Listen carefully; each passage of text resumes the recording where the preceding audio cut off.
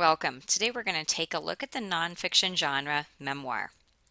Our learning goals for today are to look at what a memoir is, to view some examples of memoirs, and to understand how to read and enjoy a memoir. What a memoir is a narrative. It's composed from personal experience.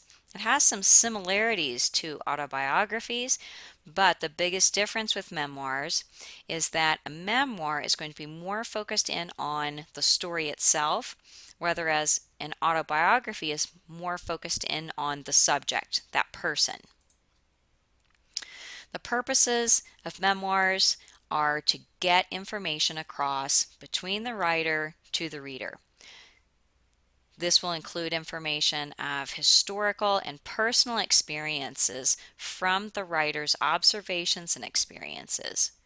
We always have to keep in mind that in a memoir, we're reading what an individual experienced in life.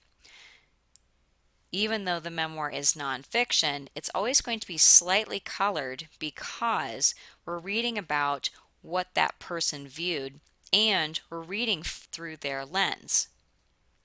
Memoir has similarities to autobiography.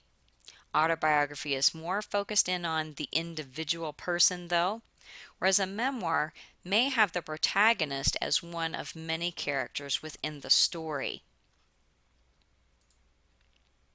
Here are some examples of memoirs. When I was Puerto Rican, Marching for Freedom, I Never Had It Made, A Lady's Life in the Rocky Mountains, 2 Years in the Forbidden City, Stitches, A Long Way Home, Night, The Glass Castle, and Always Running, La Vida Loca Gang Days in LA. These are all books that are pretty well known, and they are all the experiences of individual people.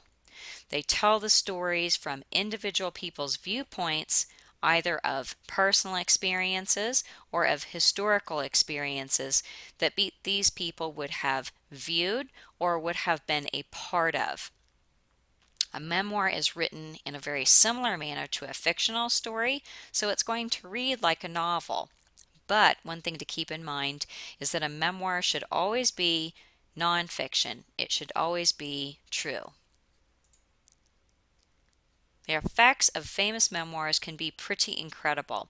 We have a couple of memoirs here, A Child Called It, Night, and Reading Lolita in Tehran. Memoirs can tell us so much about social experiences and about historical experiences. In Night, Elie Wiesel tells us about his experiences of surviving the death camps in Nazi Germany in World War II.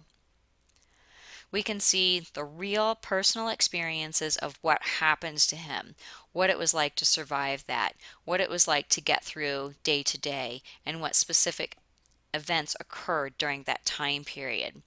We see the whole thing through his viewpoint, and it informs us not only of what occurred with him as an individual, but it also tells us what happened in these historical times. We can understand World War II better by reading this book.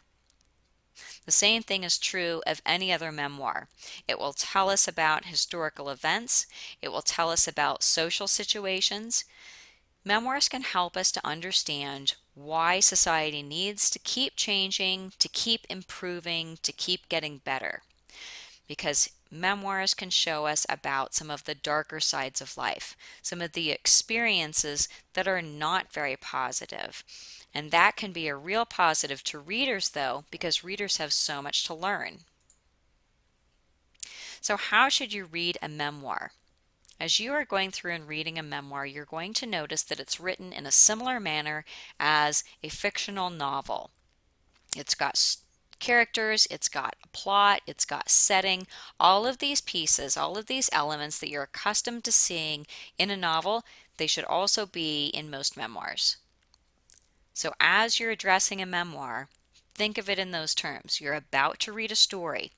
The major difference is that you're going to read a true story. It's going to be nonfiction. So understanding the genre, understanding that you're about to read nonfiction can be very important up front. Now, if you know that you're about to read a memoir that's about, say, the Civil War, you may want to look up some information on what you don't know. Maybe you don't know very much about the Civil War, and so doing a little bit of research in advance can help that book to make more sense to you.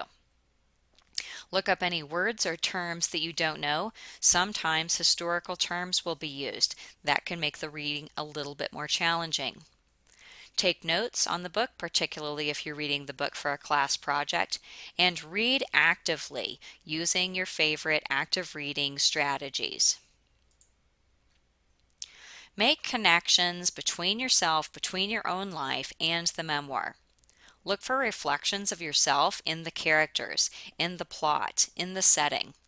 Find something that's interesting within the story that you can connect to. Learn something from the setting, especially about history or society. As readers, we have an incredible amount that we can learn from memoirs. Take advantage of that opportunity. What you should know and be able to do is to know what a memoir is, to understand how to read a memoir, and to be able to recognize and appreciate a memoir. I hope this information is helpful to your reading. Good luck to you.